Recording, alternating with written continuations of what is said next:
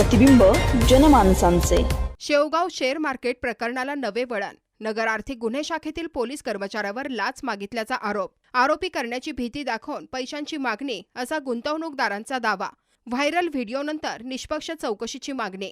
अहिल्यानगर जिल्ह्यातील शेवगाव येथील बहुचर्चित शेअर मार्केट प्रकरणाच्या तपासादरम्यान आर्थिक गुन्हे शाखेतील एका पोलीस कर्मचाऱ्यावर गुंतवणूकदारांकडून पैशांची मागणी केल्याचा गंभीर आरोप करण्यात आला आहे। आरोपी करण्याची भीती दाखवून स्वतःसह वरिष्ठ अधिकाऱ्यांसाठी पैशांची मागणी करण्यात आल्याचा दावा संबंधित गुंतवणूकदारांनी केला असून या संदर्भातील कथित व्हिडिओ सोशल मीडियावर व्हायरल झाल्यानंतर प्रकरणाला नवे वळण मिळाले आहे।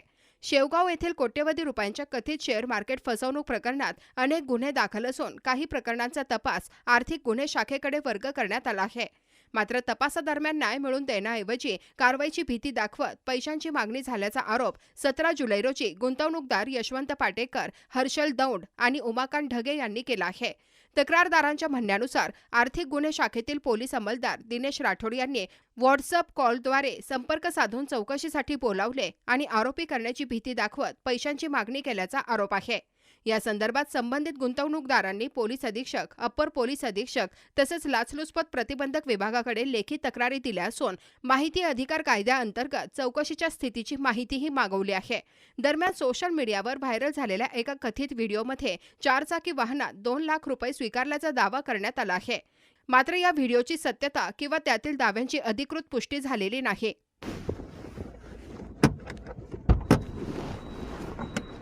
बस कोर्टात काय करीत होते? एक आरोपी अटक केलाय सेनापती बापटच्या संस्थेच्या त्याचं रिमांड होतं, पण ते कोर्ट गेलेलं आहे खाली चौकशीला। त्याला यायला 5:30 वाजणार आहेत। म्हणजे मग फिशट बाय बसलो होतो। मग चला मग ते आता हे आपल्याला किती आपलं कसं तुम्ही आले होते जण? हा 3 जण बोललेले आहेत ना। मग ठीक आहे, मग हा मग आले असेल तर घेऊ करून। हा तुमचं बरं हे 2 आणि नाही पैसे 1-2-4 दिवस थांबा ना, अजून 1-2-3 दिवस हे पैसे यायला। मग तुम्हाला अजून 1-2 लाख रुपये देणार आहेत ते 4 म्हणले ते। Hi, what can I do for you? मग 4 म्हणले होते ते। मग किती करायची? असं करा, एक काम करा 4.5 करून टाका। ठीक आहे, थांबा राहू दे, आज नका येऊ। एकदा तुम्ही बोललो तसं करा, मग तसं करायचं आज नका येऊ। नाही ऐका ना, ते पैसे येणार आहेत, पैशाला काय तुम्हाला पहिलं सगळं करून घ्या या, कारण मला तसं समोर पण मला बोलावं लागेल, तसंही नाही करता। तसं करा मग 1-2 दिवस थांबा, 2 ते 3 दिवस ते म्हणले मग पैसे यायला।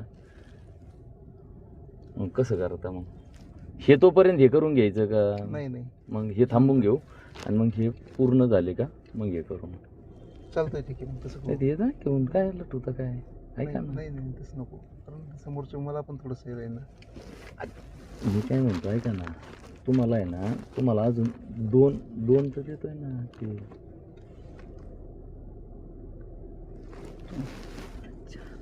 4 मध्ये टाका ना, काय अडचण नाही।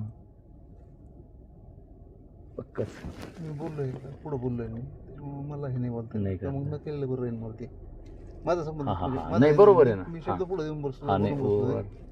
आणि आता मी हे राहील म्हणलं ते माझ्या बरं अजून त्यांना बोलतो, अजून 1 त्याच्यात टाका, 3 पूर्ण करा, मग काय अडचण आहे? बोलतो ना मी तुम्हाला 2 दिवसात परत रिटर्न येते ना पैसे, मग काय अडचण आहे? फक्त 2 नाही तर 3 दिवस होते, एवढाच विषय होईल, मग काय अडचण आहे?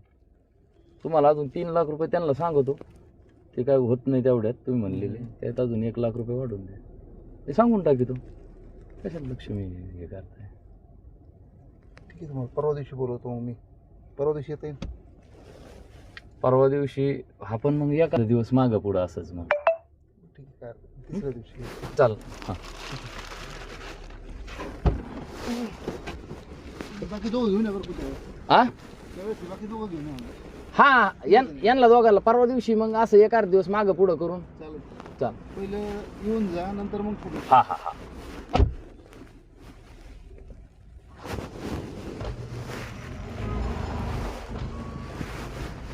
साहेब